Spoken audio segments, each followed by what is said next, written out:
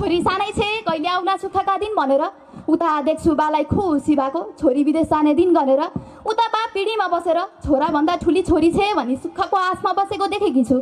म पनि त दिन रात मेहनत गरेर सपनाको झरीमा रुजेकी छु। कहिले बैङ त कहिले घर गाउँको साम हुँदा टन्न पैसा कमाएर सुख दिनुपर्छ भन्ने जिम्मेवारी बुझेकी छु। पैसाको अभाव त तब बुझे जब आफ्नो आँखामा राख्दा पनि नबिजाउने सन्तानको छिट्टै भिसा लागोस् भनेर बाआमाले चाहना गरे। मन्दिर गई शिर झुकाई 2 हात जोडी ईश्वरको कामना गरे। सम्पूर्ण दुःख दर्दको सामना गरे। हातसम्म हिँडाउनु भयो, लड्दाखेरि उठाउनु भयो, सपना देख्न सिकाउनु भयो अनि जीवनको अर्थ बुझाउनु भयो। उनै मेरा भगवान आमा र बुवा, उनै मेरा देवता आमा र बुवा। साँझ परेपछि घरबाट बाहिर निस्किन नदिने मेरा बा। छोरीलाई यो होला कि त्यो होला कि भनेर त्रासमा बसेको देख्दा सोचे गलत मान्छे म त म कहाँ फस्ने छु। ढुक्क बस मेरी आमा, तिमीले दिएको संस्कार अनि बाले सिकाएको जिम्मेवारी वहनमा म सचेत बस्ने छु। वर्षौं दिनदेखि कोट प्यान्ट लाउने आसमा बसेका मेरा बाको इच्छा पूरा नगरी त म कहाँ यसै बस्ने छु। वर्षौं दिनदेखि कोट प्यान्ट लाउने आसमा बसेका मेरा बाको इच्छा पूरा नगरी त म कहाँ यसै बस्ने छु।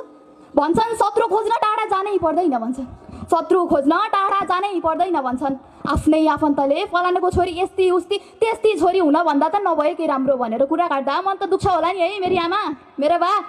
तर बाचा गर्छु छोरी होस् त यस्तो होस् भन्ने अवश्य बनाउने छु। सुकेको पात जस्तो जीवनलाई केलाएर गाजा जस्तो अमूल्य बनाएर देखाउने छु।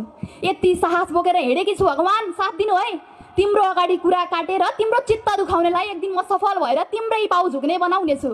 एक दिन म सफल भएर तिम्रै पाउ झुक्ने बनाउने छु। म सफल त्यो दिन हुनेछु जुन दिन मेरो प्रगतिले मेरो आमा बुवाको सिर ठाड हुनेछ। उता मेरो भाइ मेरी दिदी भन्दै हर्षले रुनेछ।